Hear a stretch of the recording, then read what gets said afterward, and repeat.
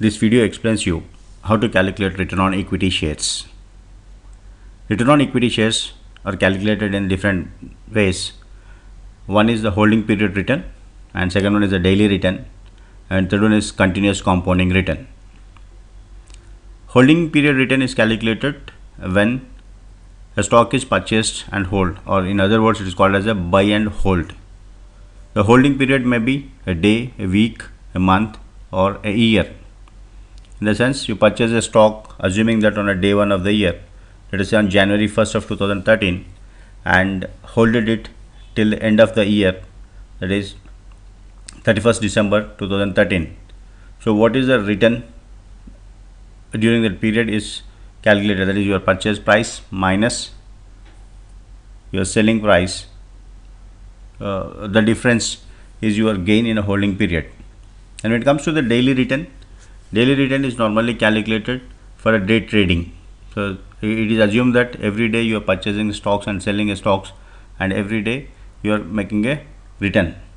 And continuous compounding return is also called as a log normal return. It is calculated when you are doing a statistical analysis or equity analysis on a large volume of a data. So if your data is running for 100 days, 200 days, 500 days, if your volume is large, so we use continuous compounding data. Daily returns are calculated for a short-term data time period, whereas continuous compounding return is calculated on large volume of a data.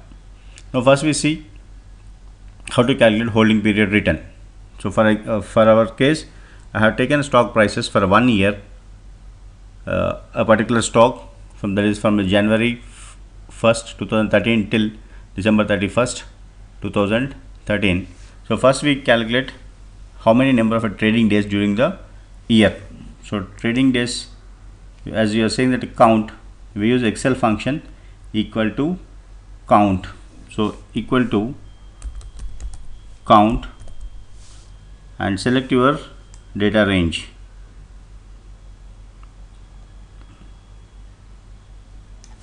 And close the bracket, click enter.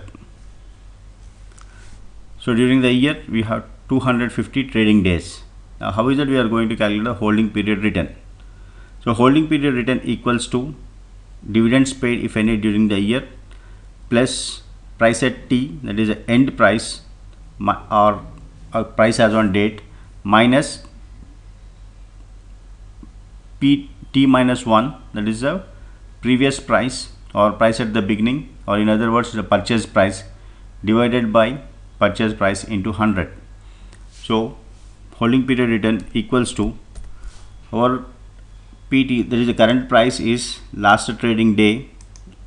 We selected this on the day the price is 1767 minus the purchase price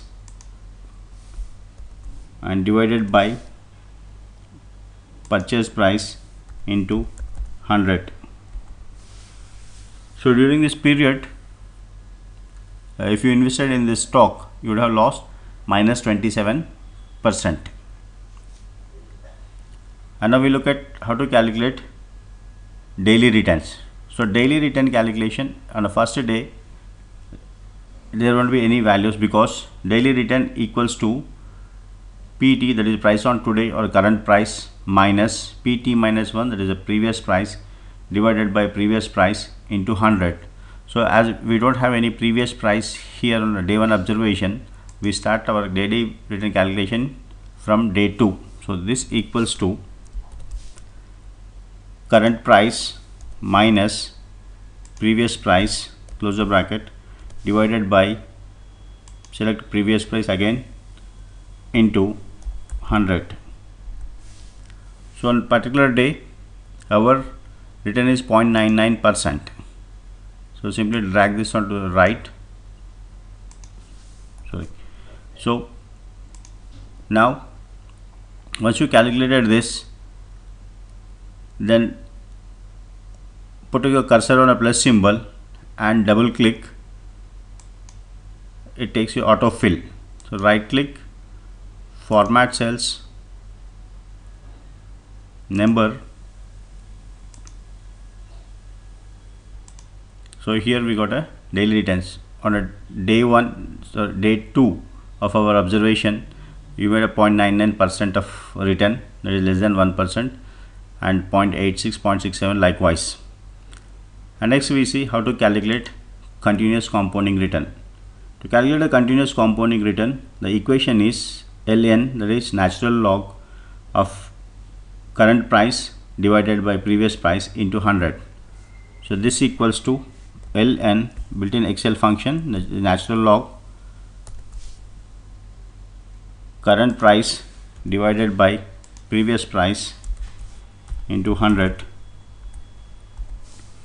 So we have a log returns. Right click, format cell, number.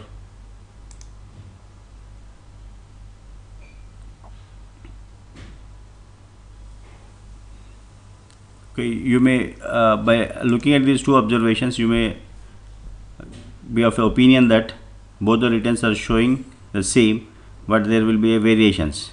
So suppose here it is 0.65, 0.64, minus 1.89, 1.91. So natural log returns will smooth the data, and it is preferred when you are doing for a long-term data analysis. That is when your data is large volumes. Now how is it we are going to calculate the average daily return?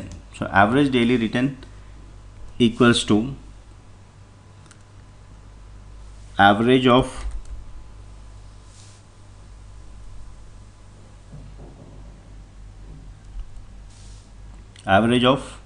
your daily return values, average of daily return values in column B. So we select total column B.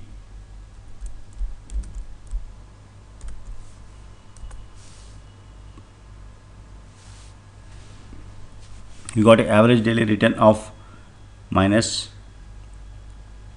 0.108%, and annualized return is simply annualized return equals to average daily return multiplied by number of trading days. Average daily return is minus 26.89. This is similar to near to your holding period return. This is how we calculate various types of returns using MS Excel.